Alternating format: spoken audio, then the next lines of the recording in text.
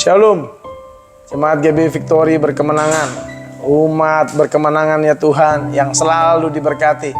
Luar biasa. Kalau pagi ini kita ada karena kasih dan anugerah Tuhan. Bapak Ibu yang kekasih, adik-adik youth dan teens yang saya kasih, kita mau mendengarkan kebenaran dalam devotion, dalam saat teduh. Sebelumnya kita satu di dalam doa. Kami bersyukur Tuhan untuk cintamu, untuk kasihmu yang kau limpahi luar biasa dalam hidup kami. Penyertaan Tuhan sempurna, pimpin, sertai kami pagi ini untuk merenungkan kebenaran firman. Dan biarlah kami boleh menerima yang daripada Tuhan. Dalam nama Yesus kami berdoa, mengucap syukur, haleluya, amin. Haleluya. Bapak Ibu yang kekasih di dalam Tuhan, adik-adik youth dan teens yang saya kasih, senang sekali bisa jumpa dalam Victorious Devotion pagi ini.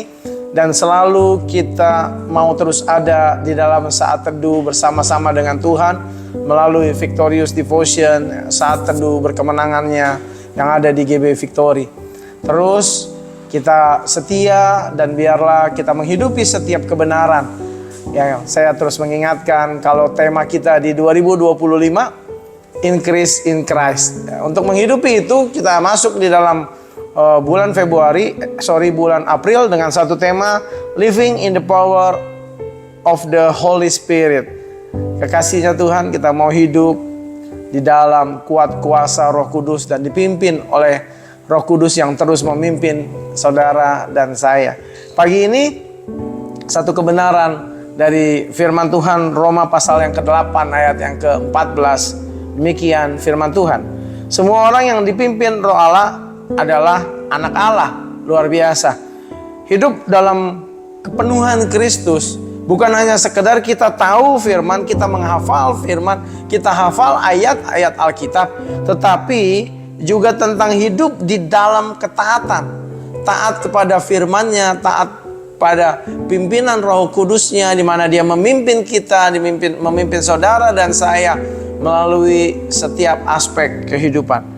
Banyak orang percaya, banyak orang yang menyatakan dirinya Kristen, mengingini satu kehidupan yang penuh dengan kuasa dan buah yang banyak dan lebat, tetapi seringkali gagal, tidak berjalan dalam pimpinan Roh Kudus. Oleh sebab itu pagi ini kita mau belajar untuk kita ada di dalam pimpinan Roh Kudus-Nya.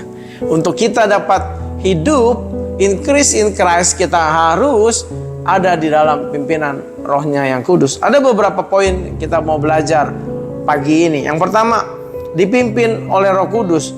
Kata dipimpin dalam Roma pasal yang ke-8 ayat yang ke-14 berasal dari bahasa Yunani agontai, yang berarti dibimbing atau diarahkan secara aktif, dituntun, benar-benar diarahkan, benar-benar didampingi. Itu agontai. Ini menunjukkan bahwa kepemimpinan Roh Kudus bukanlah sesuatu yang pasif, tetapi benar-benar aktif, benar-benar menuntun saudara dan saya, benar-benar mendampingi, benar-benar terlibat di dalam kehidupan kita, terlibat secara aktif, dan dari pihak kita meresponi, mengikuti, mentaati apa yang menjadi pimpinan daripada Roh-Nya yang kudus. Seorang yang berkata bahwa aku adalah anak Allah, seorang yang berkata aku adalah seorang Kristiani, seharusnya tidak hanya sekedar mengaku percaya, tetapi juga menunjukkan karakteristik yang utama, yang paling fundamental dari anak-anak Allah, dari seorang Kristiani, yaitu apa? Mentaati, mengikuti, meneladani apa yang Roh Kudus arahkan, pimpin, dan sertai kita semua. Roh Kudus menuntun kita dalam berbagai aspek kehidupan kita, dalam segala aspek kehidupan kita, apapun profesimu. Dan pimpinan Roh Kudus tentunya akan selaras dengan kebenaran firman, tentunya akan selaras dengan firman Tuhan, tentunya akan membuat damai sejahtera bukan hanya pada diri kita, tapi bagi orang-orang di sekeliling kita. Dan patoknya adalah firman kebenaran Tuhan. Dalam kehidupan ini seringkali kita bimbang, ragu. Tapi tatkala kita mau ada dan mengikuti pimpinan daripada Roh-Nya yang kudus, ada damai sejahtera bagi saudara dan saya. Yang kedua adalah mengapa ketaatan kepada Roh Kudus itu menjadi penting. Yang pertama adalah membawa saudara dan saya pada satu kehidupan yang berkenan kepada Allah. Karena Roh Kudus akan membawa saudara dan saya pada perkenanannya, pada keintiman bersama-sama dalam Roh-Nya yang kudus. Hanya dengan mengikuti pimpinan, hanya dengan mengikuti arahan, hanya dengan mengikuti penyertaan apa yang Roh Kudus katakan dalam hidup saudara dan saya, kita akan berkenan di hadapan Allah.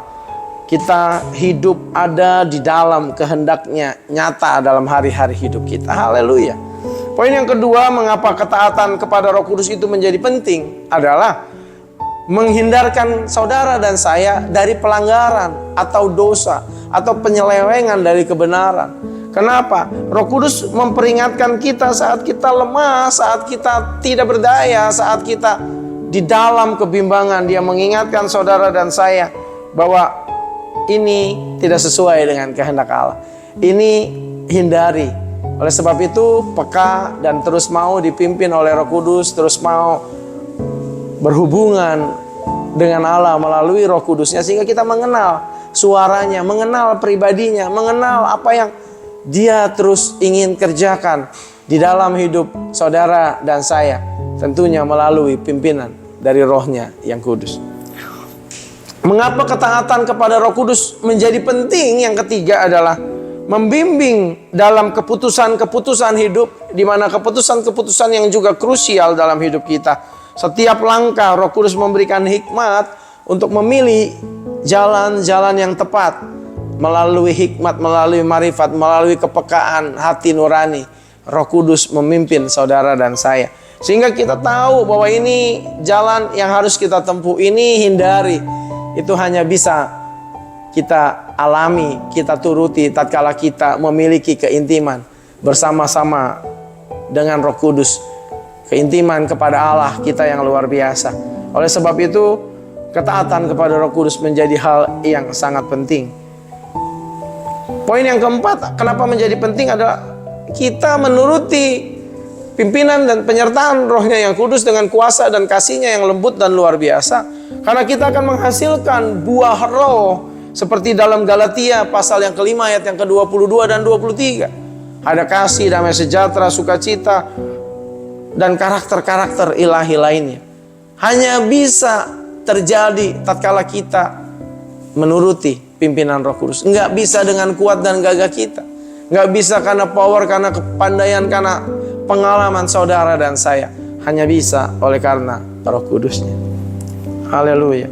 Dan bagaimana hidup di dalam ketaatan? Tadi kan apa sih pentingnya? Sekarang bagaimana untuk hidup dipimpin oleh Roh Kudus? Satu panduan singkat praktis. Yang pertama, dengarkan suara Roh. Biasakan peka terhadap suara Tuhan melalui doa dan firman-Nya. Waktu kita berdoa jangan mau ngomong terus, jangan mau sampaikan keluh kesah kita. Tapi waktu kita berdoa, kasih momen saat teduh dan berkata, Tuhan, apa yang Engkau kehendaki di dalam kehidupanku. Berbicaralah lewat hati nurani, berbicaralah lewat hikmat, berbicaralah lewat banyak hal di dalam kehidupan ini melalui Roh Kudus-Mu yang luar biasa. Oleh sebab itu kita mesti mengenal suara Allah kita, dan Roh Kudus membantu memampukan kita untuk hal itu. Yang kedua, bagaimana kita hidup dalam ketaatan. Tanggapi dengan segera, respon dengan segera, lakukan dengan segera, jangan tunda. Ketika Roh Kudus mengarahkan sesuatu dalam hidup kita, jangan abaikan, dan jangan abaikan, tapi lakukan dengan segera. Yang ketiga, tinggalkan keinginan daging, hidup dalam pimpinan Roh, hidup di dalam pimpinan Roh, sebagaimana Roma 8 ayat yang ke-13 menekankan bahwa kita harus mematikan perbuatan daging agar hidup dipimpin oleh Roh Kudus. Yang keempat, melatih disiplin rohani, doa, pujian, penyembahan, penendungan firman, memperkuat hubungan kita dengan Roh Kudus. Devotion adalah salah satu cara dan sarana yang luar biasa GBI Victory untuk kita dapat bersaat teduh dan mengikuti pimpinan daripada Roh-Nya yang kudus. Menjadi anak Allah berarti hidup dalam ketaatan kepada Roh Kudus juga. Oleh sebab itu kiranya Roh Kudus memimpin saudara dan saya, dan kita mau ambil langkah untuk menuruti kebenaran firman dari pimpinan Roh-Nya yang kudus. Kita satu dalam doa. Kami bersyukur Tuhan untuk pimpinan-Mu, menyadarkan kami untuk kami dipimpin oleh Roh-Mu yang kudus. Mampukan setiap kami. Dalam nama Yesus kami berdoa, seraya mengucap syukur. Sampai jumpa dalam Victorious Devotion selanjutnya. Shalom.